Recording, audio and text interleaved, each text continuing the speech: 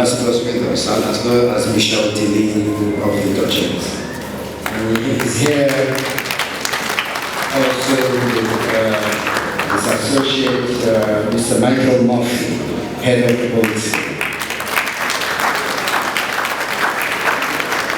And the ambassadors, PA, Denilani Kusenani. Gentlemen, it's a pleasure to have you with us. Do enjoy the rest of the day. Thank you. A staunch and ever-present supporter of our symposium series, right from inception in 2008. She hasn't missed a single event in 15 years.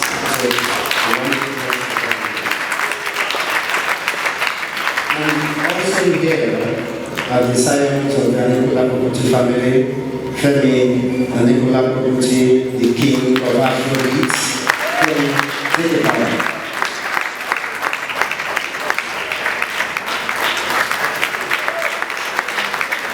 And also the founder of Fela herself, Yeni YK Power.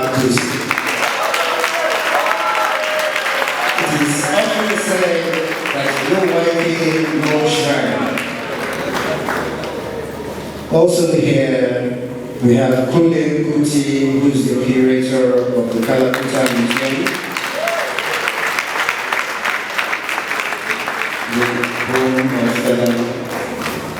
And we also have, of course, the irrepressible Chiung Kuti, leader of the Egypt 80 band.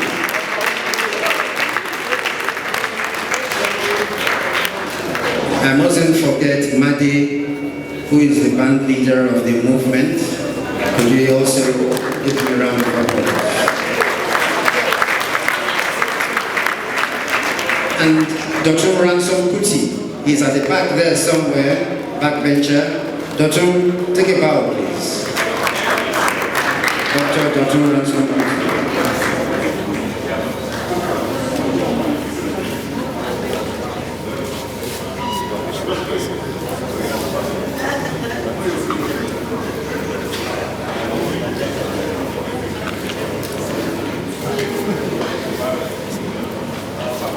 We have in the house Dr. John Asen, the DG of the Nigerian Copyright Commission. I understand that he would also like to make a contribution to the house.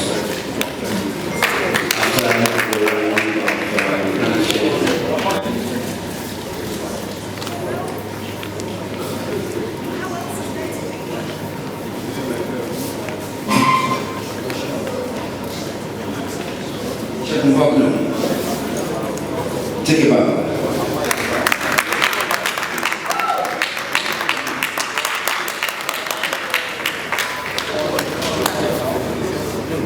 You're supposed to fight for justice because you're supposed to be rich for being a lawyer. If you are anything, you know, we've got to the state where even the best footballers Africa cannot play for Africa because they are making money somewhere else. And we can't complain.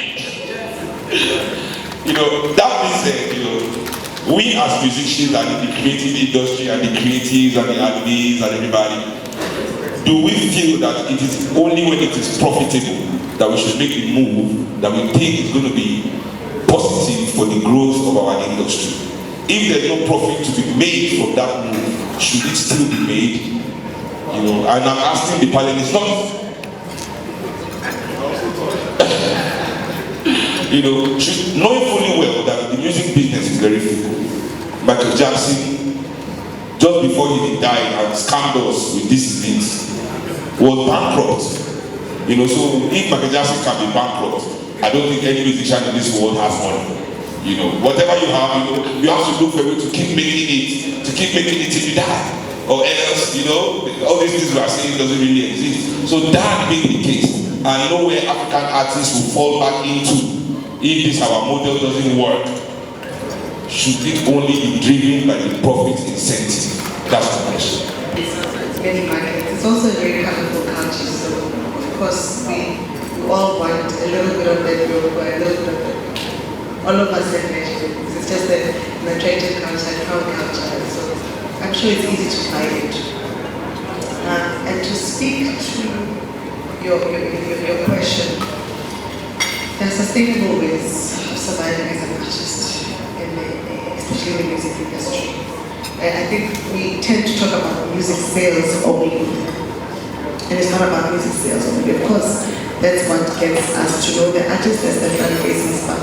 But I managed to make a career out of something called non-recorded income, and that helps to build and sustain creative careers. These are things like brand partnerships, synchronization licenses, and that's where the IP discussion comes in about actually making sure that we are licensing our rights. If we are licensing them perpetually, then we get what is true to us, and I think there's a push around royalties globally, and so there are areas of sustainable capacity in Africa.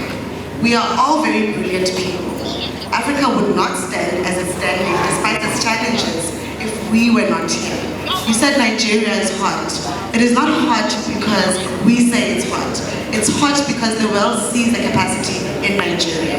I think we need to start to see that capacity and function from the place of it.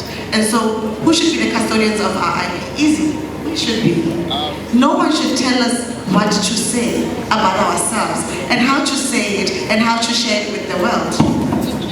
So something is wrong with an economy where we are buying our stories outside. The first book I read, I was 4 years old, was Chinua Achebe's Girls at War. I had no concept, I don't know what my father was doing, but I had no concept of it. But what that did for me was that before I read an Elizabeth Gilbert, I will read Enola first, I will read a Chimamanda, I will read, there are so many African writers, and so that's where the custodianship comes in. That we need to start writing for ourselves and be unapologetic about it. We need to not be giving, I'm sorry, Oya, you're going to fight me because you have a DSP background. But something is wrong when we are distributing music and we have to share translations for the global market. No one is translating anything into Zulu for me to listen to a song. So that on its own is wrong. And I know I'm speaking about micro issues, but it's the micro issues that affect the macro issues. And that is why I'm saying that walk back is what will help us to think effectively around what needs to happen. It will help us to make sure that the macro and the micro are done, together. They walk together, and we address some of these issues. Infrastructure is an African problem. It is not unique to Nigeria. But we need to stop talking about infrastructure as a problem and something that we need to solve for. Celebration, just even as an outsider looking in, if this committee had said, you know what, the economy is bad. This year there's no celebration. We don't have the infrastructure. There would be no celebration. These platforms would not exist. And so it's that doing mentality that we need. What can we do with the forces, with what we have? And so maybe let's start to cater to ourselves as African with the view that the world will consume us. Nigeria is not hot by mistake. Ghana isn't hot by mistake. It is hot because we are who we are. We just don't see ourselves, and the world sees us, and we've allowed them to colonize us at this day, and still talk for us, and still speak for us. Something is wrong in the world where Burna Boy or Ashake or anyone for that matter cannot fill stadiums here because we're still talking about the Naira-dollar exchange as opposed to the social impact of it. Thanks. I love what you're saying about just do it, frankly, because in a way, I think that's really what it's been about. For those of us who've been entrepreneurs in this space for the last 20 years and all that, nobody waits for government. Nobody has waited for government. Nobody has waited for the policy. We just went and did it. So we were intentional in the music scene about making it hot. And the funny thing about it is, if we're going to talk about Africa, specifically with Afrobeats, we spread through Africa first. And a big links platform for us was Channel O, and then MTV Base, YFM in South Africa, Nairobi, Ghana, because we understood that we needed to be hot on the continent. We needed to be hot at home. And that's what made us hot globally. because we now have the power of attraction. And that power of attraction is the same thing that happened with Nollywood. It's because of Nollywood that Netflix came to the continent. It's because of Nollywood that Amazon Prime came to the continent. These are facts, right? And something that I say a lot of times, I work a lot in the technology and innovation space, and I tell them all the time, I say, the startup ecosystem in Nigeria, this is the first startup industry in Nigeria that I'm aware of is Nollywood. The second one is the music. The third one is the actual startup ecosystem that is manifesting now. And what we need to see happen, and I love Oye to talk about this, is collaboration between the creative economy and the digital technology platforms and ecosystems. Not just big tech, because big tech is in 200 countries, but we need to see our own domestic platforms, people innovating for the issues that we have. I think Fela was talking about it in terms of books, for example. How do you deliver books in a slightly different way? When you were talking about your kids, I think all of us, anybody who has kids in Nigeria, you know there's a problem with content. Not just books, not just comics, television, film, animation. There's very little content made for black children in this world. There's very little content made for African children or Nigerian children. But meanwhile, we spend all our money on the children. So my question to you, or leader for you, is how do you see collaboration between the digital innovation ecosystem and the creative economy? And what is it that we can do to get our governments, our HNI, our bankers to finance IP without asking for your grandmother, your mother, your house in the village? How do we get them to understand that the single biggest things that have happened in the last 25 years are IP platforms that came out of ideas? Artists like Baba Fahim and Sam Nege Madman and Sam Swore that had a song sample at 18-bit, because if there was a system that was in place and they knew their rights, there should be, because those songs that sampled them are actually very big. So it boils down to education. So the artist is already putting his songwriter because they're saying, or the producer, I paid you. But as long as the artist and the producer, they don't sign like a work for hire contract, the producer still owns 50% of the song. So it boils down to education.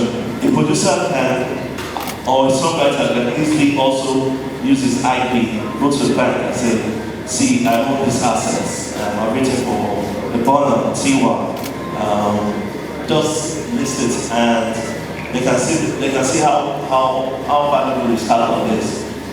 So to the institutions that follow, and I've had conversations, whether with UI or even universities, a lot of them don't see IP as collateral, and that's one of the biggest issues. And it's funny because those IPs are probably worth more than the houses that they tell us to bring. And it's simple, ask for financial statements, how much have you made on the song, and you can do a forecast of that. So, like I said, education is the main thing that needs to be done, all through the whole sector, the whole food chain, whether it's the consumers, whether it's the creators, whether it's the regulators, whether it's the investors. And I've seen contracts, right, from these roles, and it's thinking, oh, we'll own your publishing for 100%, and the artist doesn't even know, because for him, he just wants his song to be big so that he can perform in shows, make money off shows, make money being endorsed. But what they don't know is that publishing sector can make you the richest. Like she mentioned, I've been blessed to work in 3 DSPs. Spinlet, home play, music time, and I've seen a lot of contracts from artists whereby they'll say, oh, we can only give you rights to Nigeria only because we've given the rights to everyone else. And I wonder that, why would you do that?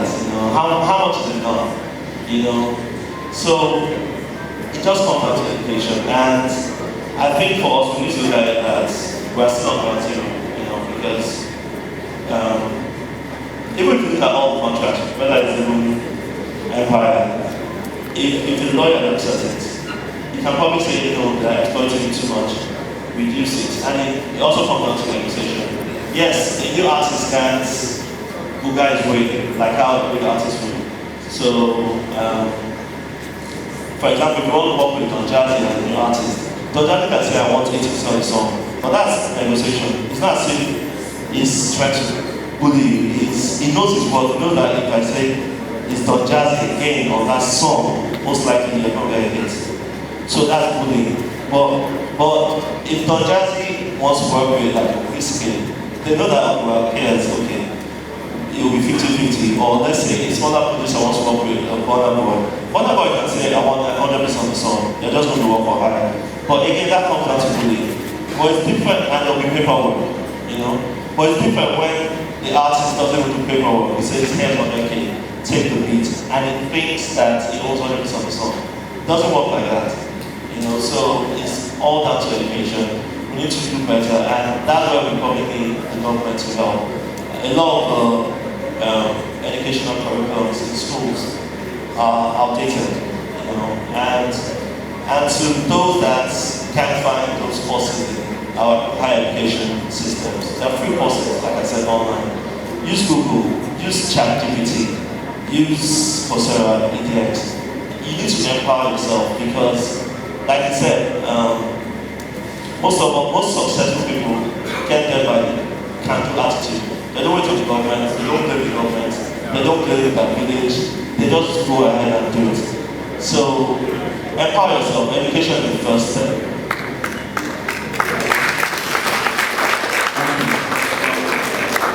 It's funny because just as you were talking, I was thinking about curriculum. We still are dealing with theatre studies, which is a big problem, right? So the music industry is not in our curriculum. And part of the problem is we have not codified these industries. And sometimes when we don't codify it, it looks like it's random. So, and I think the point just people Fendi was saying was about, are we prepared to understand the value of who we are, of what we are, what we bring to the table? Don't worry, I'm afraid of beautiful women. The man is in charge. Means that everybody, Jidebelo knows what I'm talking about. Because we were looking at the place from his office and I'm saying, this is supposed to represent Nigerian spirit, and we're told of things that are going on there. So we have to interrogate who is getting into that place. Okay? Then, when they talk about board appointment, I wish today can speak here. The board in which they put him. Yes, sir. You are the oldest man here. They put him in charge of the board. When I looked at the people in that board, I said, Chike, if you don't write your resignation letter, I'll write it for you. They will rubbish everything the man has built. Because they were there, they were interested in who is selling generator, who is renting the house. They were not interested in the job. Because we've not interrogated the recruitment process. The president is going to have board appointments now. Please watch out. They bring all kind of character and they put them in charge of board. They have no relationship with the parastatals. And then because you know that we don't know, there's nothing that was going to happen. Of course, when you have all of that, the artists themselves now have to sit and say, we really want to work on collaboration. Because we throw all these words around, collaboration, cooperation, networking. I'm already talking about it. How do you network? How do you collaborate? How do you cooperate? When every one of us have been made a hustler. We are hustlers. I'm a hustler. You are hustling to get money to do your show, to do common creativity. You are hustling. By the time you finish hustling, when are you going to have time? And then the final note for the artist. Creatives like to believe that we're superheroes, supermen. I'm a creator, I create work. I'm going to be my own lawyer. I'm going to be my own agent. I'm going to be... No! There are professionals who have been trained, that's their job. They've been trained to do that job. If you give them that job, they'll do it better than you. You don't have to be the one to create work, then picking up your car, you run to one place, you go and get some support system. Whereas there are professionals who could just be on that. I'm surprised that the Nigerian legal system is not training a lot of people to manage the creative industry. The kind of story we had about Obad and whatever has happened is because the professionals are not involved. So they're doing man to man, and then when man to man do not work again, you get rid of somebody or somebody get rid of you. Thank you.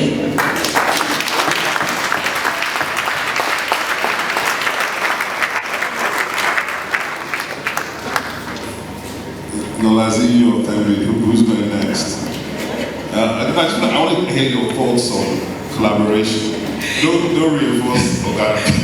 No, I was actually going to ask you that when you say collaboration, do you mean amongst us, or are you including government? No, I think because I have my thoughts about that situation. I think government it's a necessary thing that you have to consider. But I don't think anybody who is in this space waits for government for anything. So if government steps up and does something positive, we can engage it. But I'm talking about, for example, and very specifically about the collaboration between digital platforms and technology and the creative economy, especially in terms of the ability to scale, to monetize, because distribution has always been the biggest issue. I have a friend who argues with me every day, well, I don't know if he's still doing it now, but up till literally 2 years ago, there's still DVD markets in Nigeria. And I'm like, yeah, but it's kind of dead. You know, there was a time there were 28 DVD plants that could manufacture 2 billion VCDs a year in this country, and they were selling them. Unfortunately, guys who are making the content were not getting any money from that ecosystem. So the question is, digital platforms, creativity, what's the collaboration possibility from your point of view? Well, I'll be speaking, I guess, directly as a writer and a publisher. And these are all questions that I continue to explore. These are all issues that I'm interrogating almost on a daily basis. So, I mean, it's so interesting what Oye said earlier about the fact that we have very few children's books. Yes, people do import Diary of a Wimpy Kid and all those other stories, but you then find out that the average Nigerian child, their diet is almost entirely Western. So what exactly are you expecting them to produce in 20 years' time? Or in 30 years' time when they are sitting in these seats? What are they really going to say? So this is to say it is really critical that we're going back to the things that are important to us. And I mean, this is something that I have to say, right? If we are going to explore Shango and we're looking at the Yoruba cosmology, how do we then, what do we say when we are confronted by the other big industry, which is of religion, who the industry thrives because of the amount of denigration that goes on with regard to anything that is actually authentically African, right? So if we're in that situation, where can we go? Where is the market? So with children's books, for instance, when I saw that there were very few picture books for young children with Nigerian content, I kept trying to get people to write, but when I wasn't getting the sort of response that I wanted, I just decided, okay, I'm just going to write them myself. So didn't know much about writing for children, trying to kind of learn it, picking up stuff here and there. And so now I have 6. I'm actually writing 18, one for every state in northern Nigeria. Thank you so much. But the reason why is because I also see how important representation is, right? We talk about it all the time, but we don't see how it actually impacts a child's thinking. When you put choices before them and you can predict that they are going to choose the one that is un-African, right? Then we really do have to do something serious. So now that we've got these books, for instance, the next step for me with the 6 that I've written is thinking, okay, so how can we put them on other platforms to ensure that they're accessible to our children? People, you know, you go to the average house these days and people, and even little children have iPads. How can I ensure that we are exploiting all the different avenues to ensure that our kids are getting a hold of our stories? So I am open, very open to such collaboration. I would want to recognize and appreciate the Kuti family for this honor. For me, I'm the one being honored, you know, being called to come and say one or two things here. I listened to my brother, Jama, and I don't like to say what he was saying, something. I would have been happy to have you say all you have to say. Because who don't know today. That is very important. If this conversation must go on and be fruitful, we should tell ourselves the truth. And I'm happy with the wonderful panelists you've had today, and I'm happy with what you said on the need for government to